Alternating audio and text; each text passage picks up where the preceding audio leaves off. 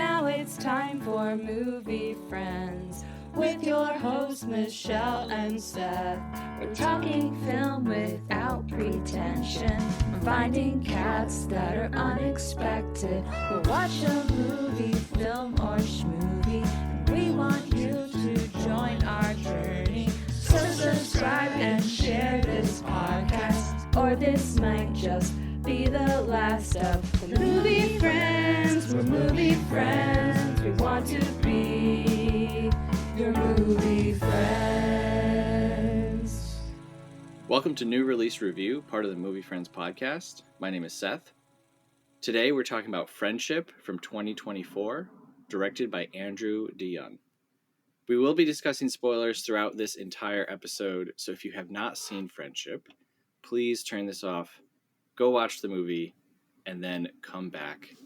My guest for today is Jon Butter. He is one of my personal favorite funny people on Twitter, and I think it's very funny that we're covering this movie because I have basically been trying to friendship you for like 3 years. Well, I'm very happy to be on here. Seth, how are you? I'm doing well. It's early. You very graciously accepted an early start time. So my alarm clock went off and I was like, all right, it's Jon Butter time. That's what you labeled your alarm as. Well, what's weird is I actually have a few alarms already in my phone labeled Jon Butter time. So, this movie came out a long time ago. A lot of people have seen it. Someone, friend Vanya, commented because I was complaining that I haven't been able to see it because my theater put it out like 2 weeks after everyone else around the country. Oh, yeah. And she was like, I actually watched this last year, and it's been so long that I've forgotten parts of it. I was like, oh, great. But you watched this last week? Yes, last Saturday. I was able to get to a showing in Buckhead. So how did you, just kind of general thoughts, how did you find the movie? It is honestly, it's one of my favorite movies of the year right now. It's like about number 2, right behind Sinners. Wow. That's very high praise. Yeah, this was a really like highly anticipated movie for me when they announced it and we saw the first image of like Paul Rudd and Tim Robinson together. I think I said something like, okay, well, I guess I have to keep living until this movie comes out. My theater finally got it, and I went to the first showing that I could. So it was like 4:20 on a Thursday afternoon. The whole theater was preparing for the Lilo and Stitch / Mission Impossible thing, and I was there to see this movie with like literally one other guy in the theater. So yeah, my expectations were really high, and I don't think that my expectations were quite met. Mm-hmm. And I'm really, I don't want to say I'm struggling with this movie, but it really challenged me in a way that I wasn't expecting. Oh, yeah. Like, I thought it was just going to be like, hey, this is a funny time. And then I was like, oh my God, what is the nature of like a relationship? And I need to be a better person. And I literally left the theater and called my wife. And I was like, hey, can I get you anything on the way home? I was like, I think I need to be a better person. But I did laugh. I'll say I laughed more at this than probably any comedy in the last few years. Oh, yeah. Oh, yeah. It's tough to find like a good, solid, like straightforward studio comedy these days. Mm-hmm. Absolutely. I would put I Think You Should Leave in like top 5 favorite comedy shows. Oh, yeah. And then I haven't gotten through Detroiters, but I also really, really love that. So going into Friendship, did you have like a big connection with Tim Robinson already? Yeah. I've been watching Tim Robinson since his one and only season on SNL back in 2012. Yeah, I saw his talent there, and It was tough for him to get stuff on, but that one round ball rock sketch Oh my is God. just an all-timer for me. I'll try to put a link to that in the episode if I can find it. I actually was looking for Tim Robinson's sketches yesterday on YouTube, and you can't really find a lot of them.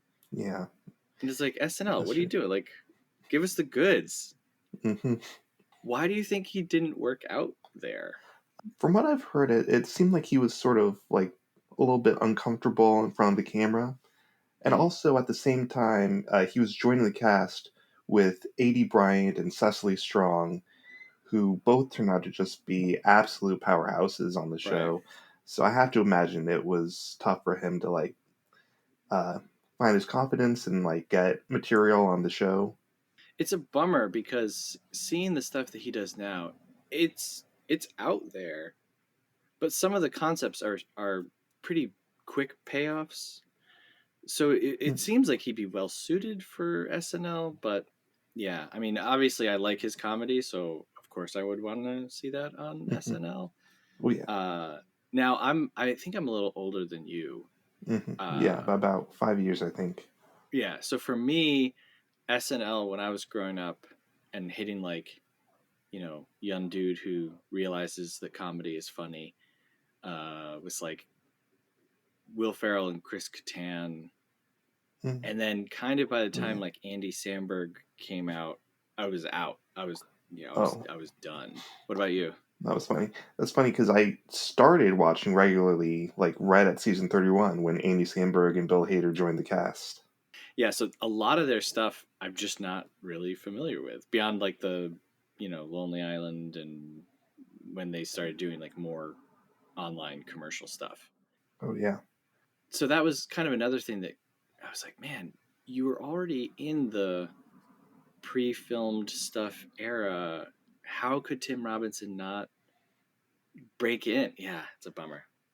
Yeah, it really is. But he did stay on the writing staff for a few more seasons. So I think while you didn't see him like on screen, like looking back, you can definitely feel his presence in some of the sketches. Yeah, I watched one, and I don't even know if it was written by him, but it was Jake Gyllenhaal and the Cookie.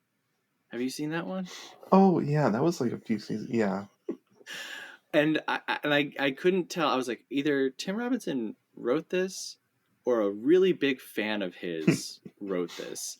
And basically, it's like a young guy's going to propose to his girlfriend, and he's asking the dad's permission before, and he's like, hey, can you keep a secret? And the dad's like, yeah. Can you not tell my wife that I ate this cookie? And it just keeps escalating, higher and higher and higher.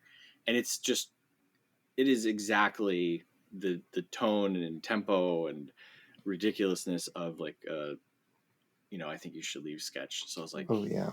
yeah, it's like you can feel him, and in watching that again, I was like, how did this not work? Like, how did he not take over Saturday Night Live? But anyway, whatever. Hmm. Okay, so friendship, Yes.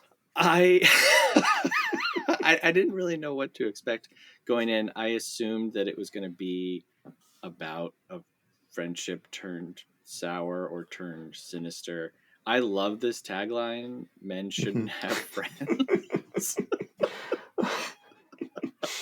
Oh my goodness. I'm almost glad the movie hasn't gotten that big because I feel like that tagline alone was just caused discourse for about a week at least. Oh, absolutely. But I will say, like, the parts of me were like, "Yeah, I agree with this 100%. This is why men should not be."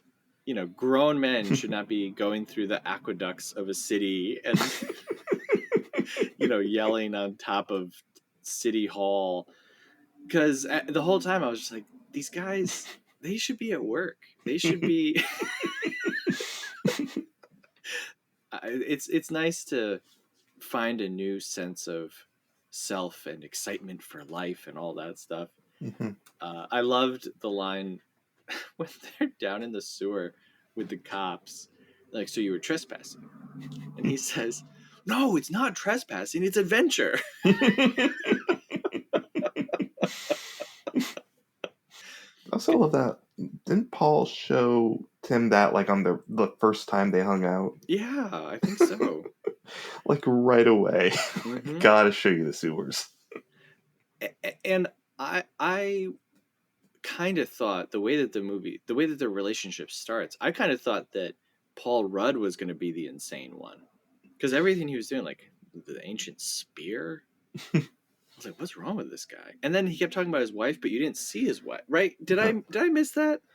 I don't know. I didn't honestly. For most of it, I thought he was single. Yeah, because he would like when he called his thing, he was like, "Hey, this is Austin and Tammy or whatever." I was like, "Is this guy hiding like a dead wife?" But then you just see her part of the way. Yeah. I was like, "Oh, okay. I guess they just didn't want to bring her up until now." Okay, so Tim Robinson as Craig. How did you feel about him? I mean, it's just a classic Tim Robinson character, played to perfection by Tim Robinson. In a way that only he could. Absolutely. I was very interested, like the coffee thing. Oh. Whoa. Just fills a coffee all the way to the brim and just slowly walking back to his office with while everyone is just walking past him. Yeah. The movie starts out with Kate Mara. Yes. Who Yes. I haven't seen that much of Kate Mara. There's a lot of like, big movies that she's done that I just haven't seen. Like I haven't seen The Martian. I haven't seen Fantastic Four. Brokeback Mountain, 127 Hours, Zoom, Ooh. the Tim Allen superhero. Tim Allen, yes, of course. Have you seen Zoom? No, but I'm familiar. I've heard of it. So I haven't seen her in a lot of stuff, but I liked her in this. I thought that she was good. Oh, absolutely. But you can definitely tell that like she has this whole life, like mostly outside of the movie. Like she has a flower business. You can correct me, but I don't think that she has any real jokes. And I'm not saying this in a bad. She's playing the straight character, right? I don't think she has like really any jokes throughout the movie. She has a really good like setup that Tim Robinson sort of oops the alley. She goes like, "It's been a while." Within group, she's like, "It's been a while since I've had an orgasm." Oh yeah. And then Tim gives them just the perfect look of like, like it's just like, oh, I was not aware of that. Mm-hmm. Yeah, that opening scene it's very tough. It reminded me of like, Curb Your Enthusiasm, kind of like a level of just like this dude needs to not be here, which is why the show I think you should leave is like the most appropriately named show of all time. Yes, it's perfect. But yeah, like I said, I saw this in a theater. It was me and one dude, and then two other people showed up part of the way through, and I was laughing loud.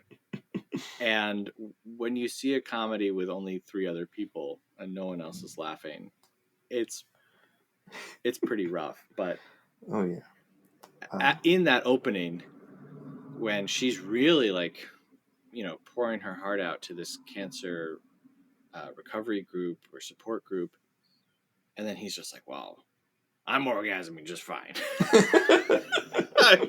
I was like, okay, all right, oh yeah. I say I got pretty lucky. The screening I saw was like almost packed, like Really? about 70, 80 people, and like 2:45 on a Saturday. Wow, you are lucky. How did they take it? Yeah, it was honestly just uproarious laughter all the way through. Yeah, all right. I'm really jealous now because it was pretty much just me. I was doing like Max Cady in Cape Fear, like De Niro, just like laughing at the screen, and no one else around me is laughing. But yeah, she does a really good job, I think, of, and not that Tim Robinson isn't a good actor, but he's this comedic sketch, actor, and their scenes together, I don't feel like it downplayed his abilities, but I feel like it just really amplified because you're looking at Kate Mara, who is a real actor, Mhm. and she's doing real work in this very silly movie.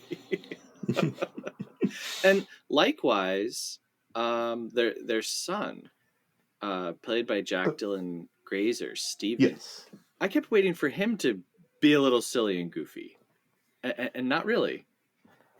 there is one line.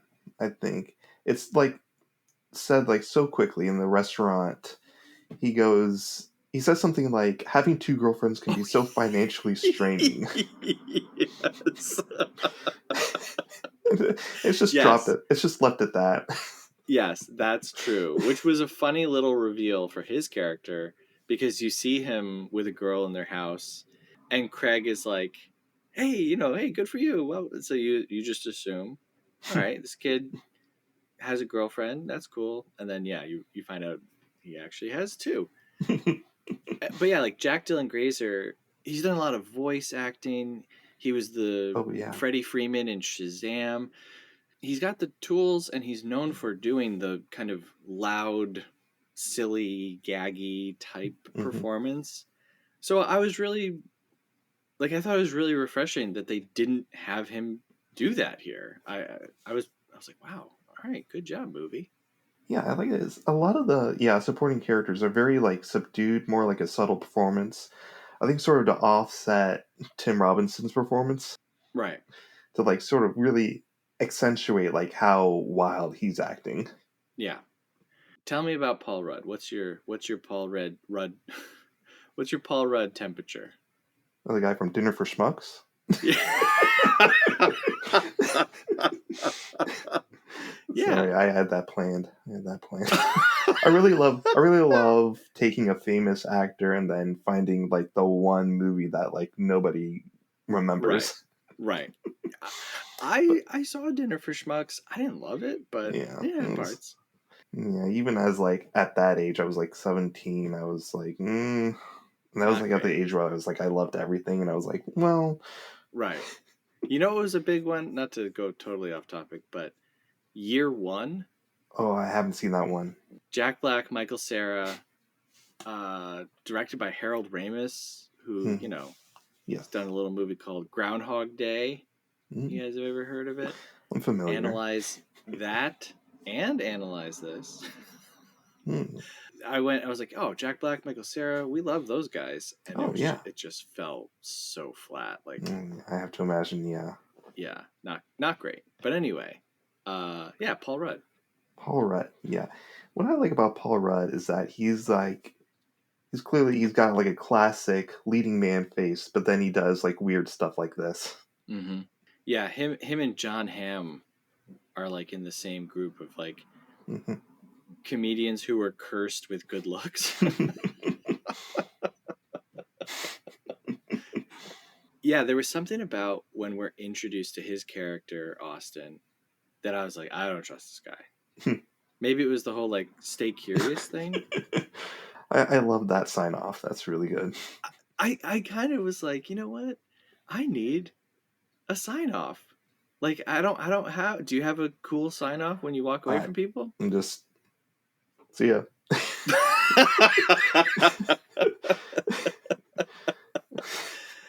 And then Yeah, I and then gotta I come up turn with something. around and then I instantly turn my ankle and collapse. Right.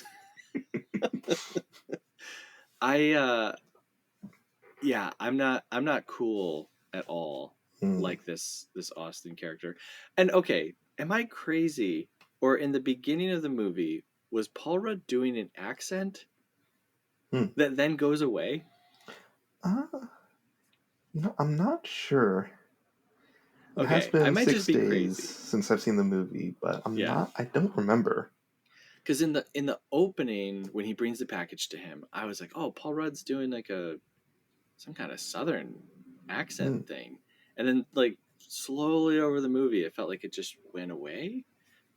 Which would be kind of a funny joke if that were actually done, or it Mm. might just be me being crazy. Possibly. How did you feel about the the bald reveal? Oh yes, actually, that really did shock me. Me too. again, I feel like this is them playing with the Paul Rudd image. It's like Mm-hmm. let's have him have a wig, and then underneath just the roughest looking balding Mm-hmm. hair. Yeah, I guess if you're gonna have a wig, you need to leave some wisps to clasp onto. Mm, I'm not sure. I don't know how wig technology works, but yeah, that sounds about right. yeah, but it was rough. And so, this happens in the police station. He slips on pee, I think. It's might as well. Slips on pee. Big hair reveal. Craig refuses to even look at it. Right. But You expect him too much for that. right. And so that happens, and you're like, oh, ha ha, what a funny Right. joke. But then it turns out that the entire movie and every element of everything, I need a bigger car, stealing the gun, Mm-hmm. my daughter is already wearing a sea bra, every little thread in the movie all comes together for that joke to happen again, and for Tim Robinson to still respect Paul Rudd enough to create a diversion that no one will find out he's bald, Right. and then the movie ends. I really did. I really loved that part. 'Cause I was thinking there's a reason why they did the bald reveal. I was like, I'm wondering what's the payoff going to be, and the payoff is just way better than I ever expected. And the way it connected to even after everything they've been together, Craig still respects Austin enough to create that diversion so no one would know. And the wink, Oh, and that then the wink at the end. smile. It's a wink, it's a smile, the movie ends. And at that point I was like, okay, I don't love this movie as a movie. I'm just gonna say that. Mm-hmm. Right now, I'm really half and half on it. I love movies so much, and I love Tim Robinson so much, but I don't love Tim Robinson enough to say that this is a super well made movie, I guess, if that makes sense. But I still love it. Yeah. And just for everything to build to that ridiculous moment, I was like, that's such a great prank, I guess, on the audience. I don't know. Did you feel like that was a resolution ending? Did you feel like that was a shock ending? I don't know. Yeah, I felt like that was basically the natural conclusion of the movie. There's really not much you can do after that, so it's you gotta go big right at the end. Of course, Chekhov's gun. Right. Hey, yeah, I didn't even think That's true. Wow, they're employing classic technique here. Yeah, anytime you see you'll be you'll be coming back later. I can tell. Yep. The gun thing reminded me of in The Office. Michael Scott goes to improv. Oh yeah.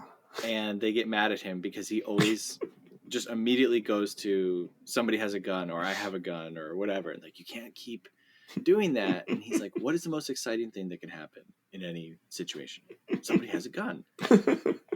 And for me, in everything that I write, I usually write myself being beaten up or killed.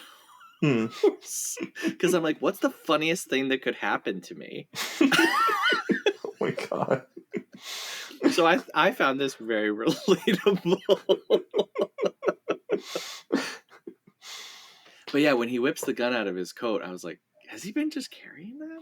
Yeah, because I thought before when he broke into the house, maybe he threw it back in the backyard before he left. I thought he did that, but it was yeah, it turns out he didn't. He had been carrying the gun with him the entire time.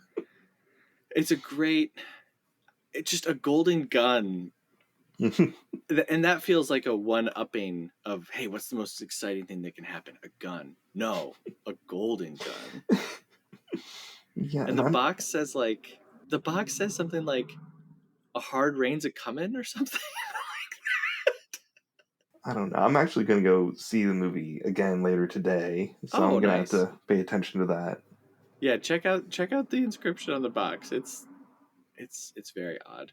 Mhm. I want to ask you about licking a toad. Oh, yes, that scene. How'd you feel about that? Again, I love that they set it up earlier. If you need anything stronger than beer, come talk to me. And then, yeah, I, that's I I love you, Craig. He says to him, right? The amount of cell phones that he goes through is pretty funny. I mean, genuinely, like everything in his life is really bad, oh yeah. and so he does what people often do, which is he's like, okay, I'm going to turn to substances. He still like loves Craig and respects him so much, and he sees the I don't know how to pronounce it, Oh, ayahuasca. ayahuasca. He sees like a brochure or book for it or something in his office. So he asks for that. The guy doesn't have it, but he does. It's got toad. Yeah. Okay. Would you lick the toad? Uh, mm, I don't think so. No. No, I wouldn't. I wouldn't either. I would be way too afraid. I'd be way too freaked out, especially when he says to him, "You'll experience a pain like you've never experienced." At that point, I would be like, "Oh no, no, no, no, thank you." This movie scared me. Like, did this movie Mm. scare you at all? Well, like scared. Definitely like deeply unsettle me. Yes, better way of putting it. The whole sewers thing Hmm. happens, and you think it's kind of gonna end up funny, but then at the same time, I was like, this woman really might be dead. Hmm. Like when he was running around in the dark, I was like, I feel like he's gonna just come across her dead, and I'm not putting it that past this movie. Wow. Yeah, that would have been really dark. But when he licks the toad and he's staring at the ceiling, I was kind of like gripping my seat because like, something horrible is about to happen. Oh yeah, that part I was maybe a little scared Yeah. because it just kept on that one frame of the ceiling with Mm-hmm. the smoke detector right in the middle. And I was like, I don't know what's gonna happen. I don't know what's gonna pop up. Mm-hmm. And then he just walks by it, and I was like, "That's the coolest thing Yeah, I've ever that seen." that was really good. Yeah. Did you notice the amount of zoom ins and outs in this movie? Oh yeah, like a little the zoom ins. Yeah, What was going on? Did like was that a joke in itself? I would say it's part of like keeping the sort of general unsettling tone.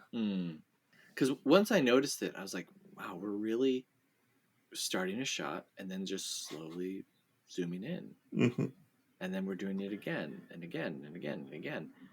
So I was like, either someone doesn't know how to make a movie, or this is part of the, I don't know, like you said, putting you ill at ease. And I mean, it worked. So we're expecting a big trip out scene, and then it's just, And then he goes to Subway. and then he goes to Subway. Are you a big Subway guy?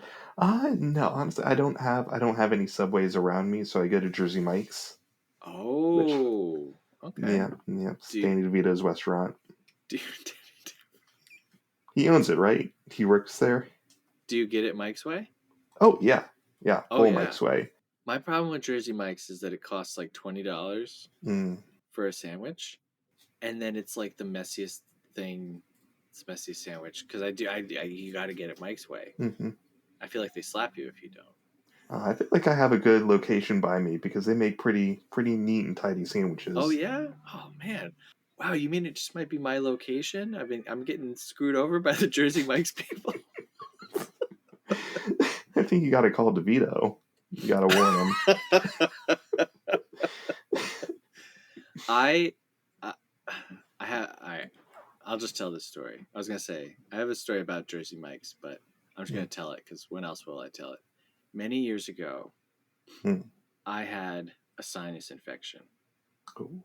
This is when I was probably like 12, Ugh. and it was at a time when my wisdom teeth were all the way up in my face near my sinuses. Ah. And that sinus infection, this is gross, but bear with me, it gets grosser. Mhm. That sinus infection ate away at the root of one of my wisdom teeth, Whoa. and then it just kept growing in like normal. But Ugh. when it came through, it was hollow inside. So it was extremely painful. Ugh. That was probably the worst pain I've ever had in my life. Okay. Went to an emergency room dentist one time. He looked at all my old x-rays, and that's how he determined what was going on. You know, he was like, this tooth is hollow. Every time you bite down on it, you're just feeling all the nerves and everything. That's why you're in such pain. And I was like, oh, that's horrible. He's like, so you need to go to a dental surgeon and have it removed. And I was like, okay, but it's not like an infection or anything, right? He's like, no. And I was like, I'll just live with the pain. So, flash forward, I'm at Jersey Mike's, and I'm watching the sentencing of Larry Nassar on TV in Jersey Mike's. And I don't know if you remember that trial. Vaguely. I'm not sure. When was that? Larry Nassar was the Olympic doctor who was convicted of like just hundreds of horrible crimes. Oh, yeah. And the judge was just like reaming him out, just like, and I'm sitting there at Jersey Mike's watching this, like riveted. And I'm like, get him, judge, get him, get this guy. And I bite down on my Jersey Mike's sandwich, and my tooth just like shatters to pieces in my mouth. Oh my God. But I'm so riveted by what's happening on the screen, and my sandwich was so good that I stayed and finished my sandwich as my tooth was like breaking apart. So anyway, if it was Subway, I probably would have left because it's not as good. Yeah. Of course. Craig put soap in his mouth. Oh, yeah. How I think that easily was the biggest level of like cringe for my audience. Just this, just mix of laughter and this like, oh, jeez.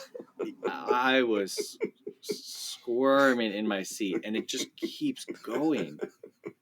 And then he's doing a baby voice. Oh, I do bad. I'm so sorry. He's like, I know what my punishment is. I know what my punishment. I was like, oh my God. That I think is maybe the standout scene for me. I mean, it's hard to say because I think my biggest problem with the movie is that there's really long sequences where like not a lot is happening. Oh yeah. And it almost feels like dead air. But then once the tension or the funny stuff hits, it goes from 0 to like 80 really fast. Like another example of that is when he brings his wife to the sewers. Oh yes. And she's like, I really don't want to do this. And then he starts freaking out, and he's like, we're here and you're healthy. We're doing this. And I was just like, oh my God. Like this just jumped to another level. So yeah, it's hard to say I don't know which one is the worst. The soap thing is really bad. Standing on the chair and giving a speech and then cutting off his wife because she's not standing on the chair. Just sort of just like, just establishing a rule that you have to be on the chair to speak. Just making it up right on the spot. Right. And that's kind of a theme with Craig when he loses his job, which he doesn't seem to understand how sinister his job is. It's just, he like really buys into like the verbiage they give him. We're trying to make that apps more habit forming. Austin sees right through it. So it's like, so you're trying to make people addicted to their phones? Well, we like to use the term habit forming. Right. He becomes a parking attendant or whatever. Yes. And he says, he's like, people have to have rules. Yeah. And it seems like that's kind of the theory that he applied to his old job, is like, it's okay to manipulate people and have this like hidden structure. I appreciated that. It's a really subtle like character flaw, but it kind of helps explain a lot of things. And one of the things that he says to Austin when Austin cuts him off is he's like you made me too free. Mm. And so you get this sense that like his whole life he's just kind of like played by the rules and done what he's quote unquote supposed to do. And apparently he could have afforded a van the whole time and just didn't because he wanted to be sensible, sell the house first, whatever. And that's getting back to the tagline of this. I think that's why this movie is very funny, but I think it's also very true that men just should have friends. Yeah, because he feels free for like one evening, and then he just sucker punches Paul Rudd in the face.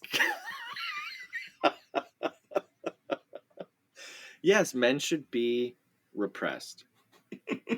I think They did have good harmonies in that one scene, though. What'd you say? So they did have good harmonies in that one scene when they were all just start singing. That was also really that was good movie making, because you have that scene where they all sing together, and it makes you feel awkward because we're not used to like earnestness, I guess. Oh yeah.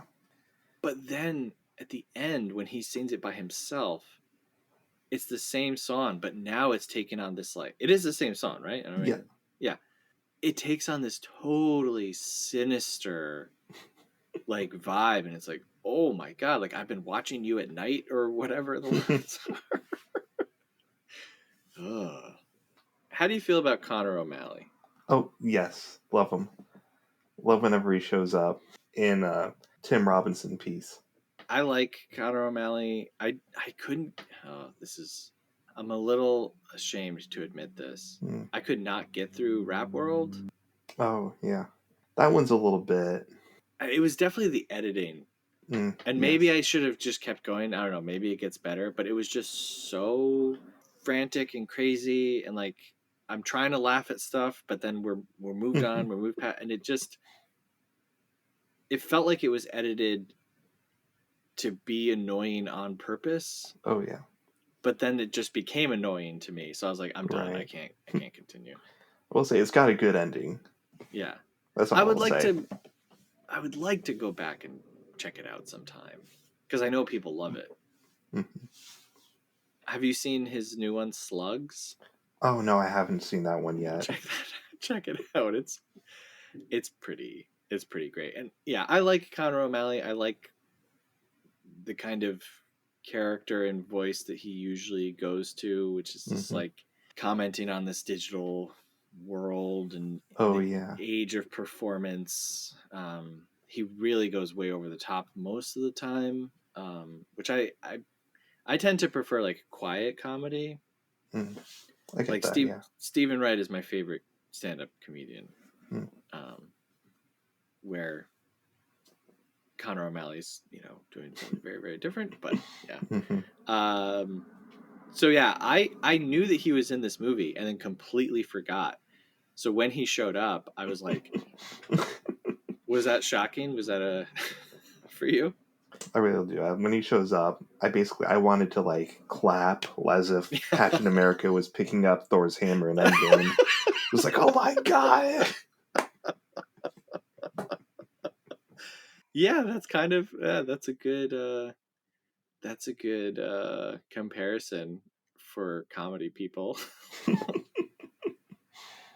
Yeah, and I was like, oh, is this the ex-boyfriend that she's been talking about? Which would be very funny. And then it turns out the ex-boyfriend is somebody else who was just incredibly handsome and like smooth and sincere and just like everything, just the exact opposite of Craig. And I was like, I get it. Like at this point I would absolutely be leaving Craig for you. And then Rooney Mara has she doesn't deliver it funny, but she does have, I think, one of the biggest laughs in the movie when she's talking to him and she's like, oh yeah, I had an orgasm in the sewer. He's like, what? And then comes to find out she realizes that she needs to leave him, and then she's suddenly free in her mind and body. And I was like, that's like maybe the worst thing that you could say to a person, but also like the funniest thing in this moment for this character. Yeah, it was pretty great. What I love about this movie is that you can definitely tell that, like, yeah, Tim's wife and son, they have their whole lives, like, they have fully formed lives. It's just that we don't see it because we only see the movie through Tim's perspective. Hmm. So through Tim's perspective, we only get like glimpses of what they're going through. But it's like, but we don't see enough because Tim doesn't care about that. Right. Right. He only cares about like trying to be friends with Paul Rudd. And that's why when I left the theater, literally, I sent a tweet. I was like, I think I need to be a better husband and father. That's what I took from it, and that was the part that, again, like I said, like I don't want to say I'm wrestling with this movie, but this movie was so much more challenging than I Mm, expected it to be. I just expected it to be really funny, and I was like, oh great, Tim Robinson with a really big budget, you know. hmm But um, I think that the movie is actually like really saying something through all this like madness, because you can see a world where if Craig just paid attention to his wife, you know, all he does is like cook mushrooms and hmm she's like super happy. And that's and like listens to music. Right. So it's like, okay, if he had just kind of focused more on like little things. He doesn't have to do really big, grandiose. It's not like It's a Wonderful Life and you need to go through this major hmm transformative perspective changing experience. You just have to like be present and hmm actually listen and pay Right. attention. Right. That there's this one moment where Kate Mara's at the stove and she says like, you know, don't you ever listen. And then he Mm. walks away and then he comes back and he watches her and he watches her reflection in the microwave glass, and that was so Hmm. scary to me. Yeah. So that aspect of it was really disturbing and eye-opening, and then the other aspect of it was the whole bald protection thing, Mm. and I feel like they were saying something about the lengths that men go to like cover for each other Oh yeah. and what men will excuse if you like have their back, I guess. Like that Mm. wink at the end is like I don't like it's hilarious. Like I said, it's so absurd that this is where we end. But at the hmm same time, I was like, "Oh my god, that's so it's I don't know, it's just like it's like Yeah. poisonous like that Yeah. men will be like, "Hey, look, you covered for me in the prison. I really, you know, appreciate it." I mean, he calls him the next day and it's like nothing has happened. And then at the yeah. end he winks at him and it's like I don't know. Yeah. It is sort of like a mix of like, yeah, well, you did pull a gun out at our like friendly hang, but you did help me out with the wig thing, so I can't fault you for that. Right, right. Yeah, it's like, all right, we're okay. And it's like, man, oh man. Did you have any other thoughts or whatever on this movie? Oh, well, I did want to point out the director Andrew DeYoung. He Mm-hmm. had done not like I think this is like his first big movie, but he had done a comedy special a few years ago with Kate Berlant and John Early.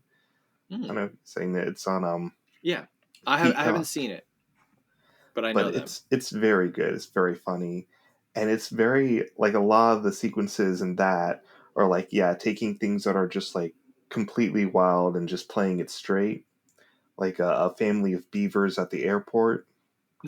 But the scene never calls attention to the fact that they're beavers. It's just about them getting scammed into Oh, buying like a fraudulent line hopping service, oh, and that's the okay. sketch. I mean, I like everything that you're saying, so I will. Is that Would It Kill You to Laugh? Yes. Yeah, I haven't seen anything else from him. Andrew DeYoung, you know, he directed this and wrote it. Mm. And so Oh I'm yeah. curious, did he write this with Tim and Paul in mind? And if not, like how does this movie work Right. without them? A really kind of just nowhere line, but a line that just killed me hmm is when he pays for something and says, "Sorry, my money smells really bad for some reason." And then we get like a voiceover, and I kind of thought that this is where the movie was wrapping up and ending, and I was like, oh wow, okay. Mm-hmm. And he's just like, this is a reason men shouldn't have friends. If you want a pal, just have a son. And I was like, that's also like a deeply disturbing line to me, because I feel like a lot of parents just kind of put every area of their life into their kid. It's like, oh, this is my friend and this is my confidant, and then when your kid like goes off to college or moves out, suddenly now you have like nothing left in your life. And then the last thing I want to mention is when he gets to the party or just the hangout at the end, and he's telling everybody, getting everybody to ask him questions, and he's like, you got a new guy? Who are you?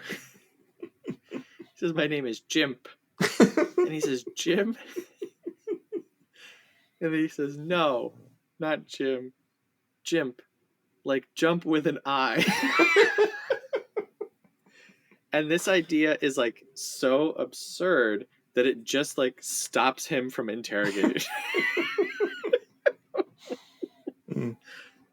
That was also, pretty great. I have one more thing. Hold on. Sure. Because I just remembered. At least 2 times they do a circle wipe around Tim's face, like Star Wars. Yes, I loved that.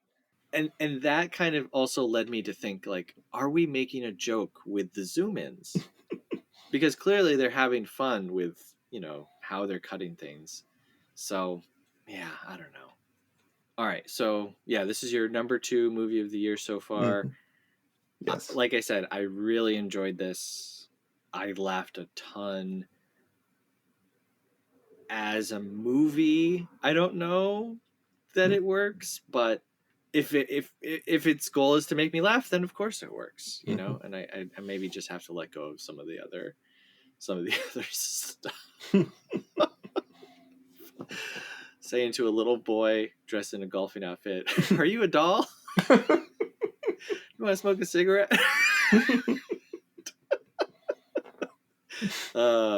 You know what? Maybe I like this movie more than I thought I did. Yeah. Anyway, all right. Hey, Jon Butter. Yeah. Thank you so much. I'm glad that you picked this one. I was very excited of course. when I saw that you picked this one, and glad to have you on the show. Where can people find you online? Well, I'm on Twitter at @TheJonButter. That's JONBUTTER.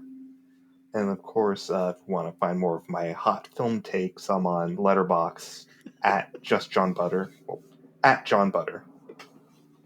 There you go. Yes, definitely give Jon a follow. Like I said at the beginning, one of my favorite funny people online. Yeah, everybody likes to complain about everything, and there are real concerns, of course, these days with social media. But for me, I'm like, I'm just logging on to see what, the 10 people that I find funny are saying. And if I just kind of shield myself from everything else, then I'm having a good time. Yeah, of course. Love to have those blinders on. Yes, that's the best way to get through life. Hey, if you enjoyed listening to the show, we'd love it if you give us a rating and a review wherever you're listening. It really helps us to defeat the evil AI overlords. If you go on your podcasting app and you're looking for movies, they're going to push you the same 5 shows. And you know what, guys? Those shows suck. I'm just going to say it, all right? They're not good. They don't care about you. They're not your friends, all right? We are. And the only way for us to make more friends is for you to leave us a rating and a review, because then the computer's like, hey, I'm going to push this show to other people. And then we can get to a point where we don't care about our audience too. And you can help make that happen. You can also send us an email, moviefriendspodcast@gmail.com.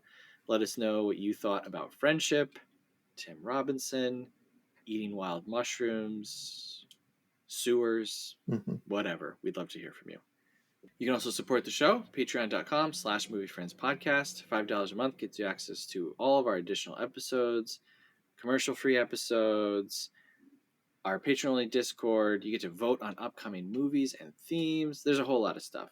You get added to Michelle's Secret Circle, where you can decode the message at the end of every main Movie Friends episode, just like in A Christmas Story. You love that movie, right? Everybody loves that movie.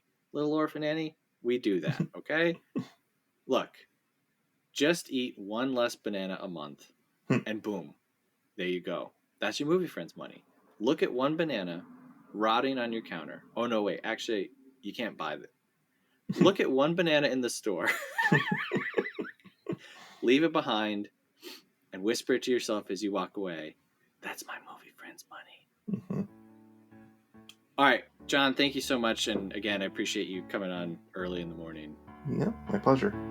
Thank you very much for listening. Till next time, have a good one. Movie Friends is produced by Seth Vargas and Michelle Rubenstein. Theme music by Jean Marie Vargas. Visit us at our website, moviefriendspodcast.com, and please subscribe and rate our show wherever you are listening. You can support Movie Friends at patreon.com/moviefriendspodcast. Thanks for listening.